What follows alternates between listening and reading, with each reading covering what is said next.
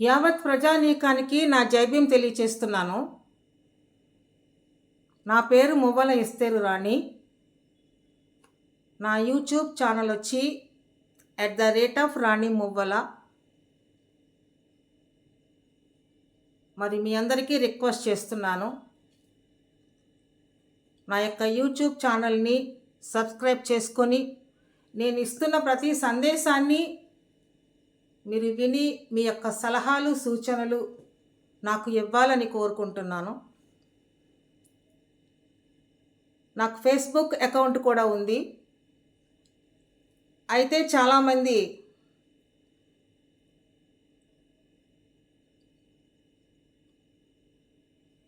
Request చేస్తారు ఫేస్బుక్లో friend request.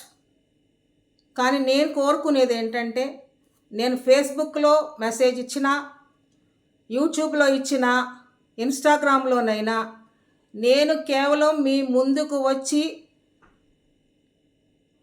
సందేశం ఇచ్చేది ఎందుకంటే, ఈ సమాజం ఇంకనూ చైతన్యం కాలేదు. రానున్న రోజుల్లో ఒక మంచి ప్రభుత్వాన్ని ఎన్నుకోవాలని, ప్రజలందరూ చైతన్యవంతులు కావాలని మీకు సందేశం ఇవ్వడానికి మాత్రమే నేను ఫేస్బుక్లోనైనా, యూట్యూబ్లోనైనా, ఇన్స్టాగ్రామ్లోనైనా నా యొక్క సందేశాన్ని మీకు పంపిస్తున్నాను. ఎవరైనా నాతో సంప్రదించాలన్నా కేవలం సమాజానికి సంబంధించినవి, అలాగే పాలిటిక్స్కి సంబంధించినవి నాతో మాట్లాడవచ్చు, సలహాలు ఇవ్వచ్చు. అంతకు మించి ఈ Facebook account and YouTube channel, Instagram అన్నీ కూడా నేను ఏది మాట్లాడినా ప్రజల కోసం మాట్లాడడానికే ముందుకు వచ్చాను కనుక మీకెవరికైనా ఎటువంటి సందేహాలున్నా, సమస్యలున్నా నాకు తెలియచేయాలని మిమ్మల్ని కోరుకుంటున్నా. ఈ మధ్య కాలంలో ఒక ఉద్యమం బాగా జరుగుతోంది. ప్రతి సమస్య రాజకీయంతోనే ముడిపడి ఉంది. అందుకే ఈ రోజున ఏ సమస్య సాల్వ్ చేసుకోవాలన్నా ఖచ్చితంగా ప్రభుత్వాన్ని అడగాలి. ఇప్పుడు ప్రజెంట్ సమస్య ఏమిటంటే,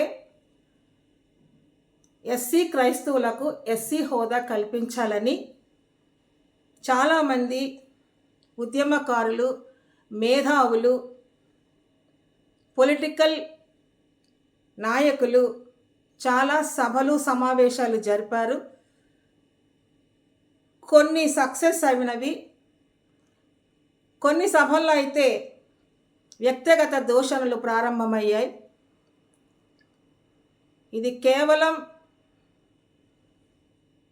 సమస్యను పరిష్కరించుకోవాలంటే, ప్రభుత్వాన్ని అడగాలంటే ఖచ్చితంగా మన సమస్యల కోసం మాత్రమే మాట్లాడితే సమాజానికి, మనకి కూడా మంచిదని నేను సలహా ఇస్తున్నాను. కేవలం మీకు చెప్పేది ఏమిటంటే, ఈ భారతదేశంలో ఎస్సీలు 59 కులాలు ఉన్నాయి. ఈ 59 కులాలు ఎస్సీలుగా పుట్టడం ఈ దేశంలో చాలా అదృష్టం అని నేను చెప్తా. ఎందుకంటే ఎస్సీలు, ఎస్సీ క్రైస్తవులు మాత్రమే ప్రజలకు న్యాయం చేయాలన్నా, కాపాడాలన్నా, ఒక త్రాటిపైకి తీసుకురావాలన్నా కేవలం ఎస్సీలు, ఎస్సీ క్రైస్తవులు మాత్రమే చేయగలరు. ఎందుకంటే దానికి నిదర్శనం డాక్టర్ బిఆర్ అంబేద్కర్.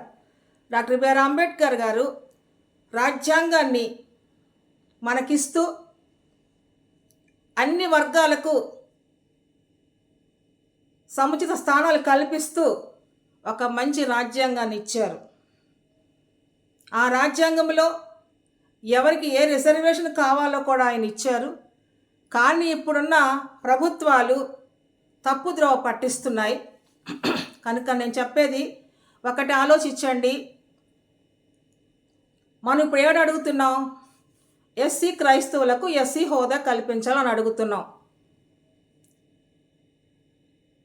ఇప్పుడు ఈ భారతదేశంలో ఎవరికి నచ్చిన మతాన్ని వారు తీసుకోవచ్చు, ఎందుకంటే ఇది లౌకిక దేశం.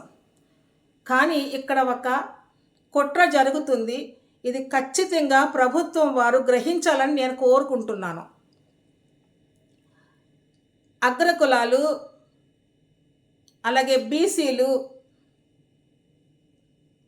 క్రైస్తవ మతాలను తీసుకున్నారు, క్రైస్తవ మార్గంలో నడుస్తున్నారు. కానీ వీరెవ్వరూ కూడా మేము ఫలానా కులంలో నుంచి వచ్చాము, క్రైస్తవ మతాన్ని ఆచరిస్తున్నాము, క్రైస్తవ మార్గానికి వెళుతున్నామని చెప్తున్నారు తప్ప మేము క్రైస్తవులమని మాత్రం చెప్పట్లా.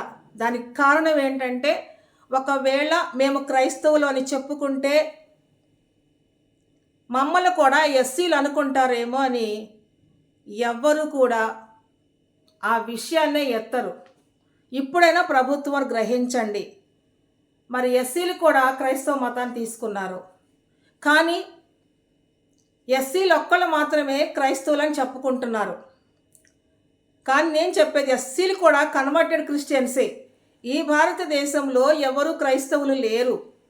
కానీ ఇక్కడ జరిగిన కుట్ర ఏంటంటే, కేవలం ఎస్సీలుగా పుట్టిన ఈ 59 కులాలకు గుడికి వెళ్ళే పరిస్థితి లేదు, బడిలో చదువుకునే పరిస్థితి లేదు. కనుక ప్రప్రథమంగా బ్రిటిష్ వారు వచ్చి ఈ ఎస్సీలకు ఒక మార్గము చూపించి వారి గుడిలోకి రానిచ్చారు. కనుక ఎవరైతే ఆదరిస్తారో అక్కడికి వెళ్తారు. కనుక అక్కడికి వెళ్ళారు, క్రైస్తవ మార్గాన్ని అనుసరించారు. కానీ రిజర్వేషనే. బీసీలకి రిజర్వేషన్ ఉంది, ఎస్సీలకి రిజర్వేషన్ ఉంది, అలాగే ఓసీలకు కూడా రిజర్వేషన్ ఉంది. ఎంతసేపు ఎస్సీలకి రిజర్వేషన్ ఉంది అంటున్నారు. అసలు విషయం మీరు గ్రహించండి. ఎందుకంటే ఎక్కువ చెప్తే మీరు మాట్లాడరు కనుక రెండవ మెసేజ్లో మీకు క్లియర్గా నేను చెప్తా. కానీ ఎస్సీలు మతం తీసుకుంటే మాత్రమే వారికి ఎస్సీ హోదా తీసేస్తున్నారు. కనుక ఇది మీరు గ్రహించి, ప్రభుత్వం వారు కూడా గ్రహించి ఎస్సీ క్రైస్తవులకు న్యాయం చేయాలని ప్రభుత్వాన్ని అడుగుతున్నాను. మిమ్మల్ని అడిగింది ఏంటి? ఎస్సీలను అలాగే క్రైస్తవ మతం తీసుకున్న ఎస్సీలకు ఎస్సీ హోదా కల్పించమని అడుగుతున్నారు. దానికి కారణం ఏంటంటే, ఇప్పటికొచ్చి ఎస్సీలు డెవలప్ అయినా, మంచి చదువు ఉన్నా, వారికి ఎస్సీ క్రైస్తవులుగా ఉన్నా వారికి ఒక ఇల్లు అద్దెకి ఇవ్వరు. స్థలం కొనుక్కునే కాడ కూడా అగ్ర కులాల దగ్గర స్థలం కొనుక్కోనివ్వరు. ఇటువంటి పరిస్థితి ఇంకా ఎస్సీలకు ఉంది. కనుక ప్రభుత్వం వారు ఇది గ్రహించి మిగిలిన కులాలకు ఎలాగా వారి హోదా వారికి ఉంచారో అలాగే ఎస్సీలకు కూడా, ఎస్సీ క్రైస్తవులకు ఎస్సీ హోదా కల్పించమని మేము కోరుకుంటున్నాం. ఒకవేళ మీరు ఇస్తారా ఎస్సీ హోదా, ఇవ్వరా చెప్పండి. ఇస్తే సంతోషం, లేకపోతే మా నిర్ణయం మేము తీసుకుంటాం. దానికి ఎస్సీ క్రైస్తవులు ఎస్సీలు అందరూ రెడీనా, సిద్ధమేనా అని ఎస్సీలు నేను ప్రశ్నిస్తున్నాను. ఒకప్పుడు ఒక మాజీ ముఖ్యమంత్రి గారు సిద్ధమా అన్నారు.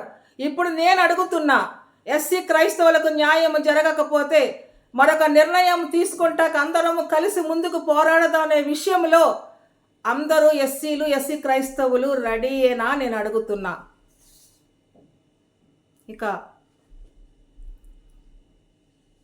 ఫైనల్గా చెప్తున్నా,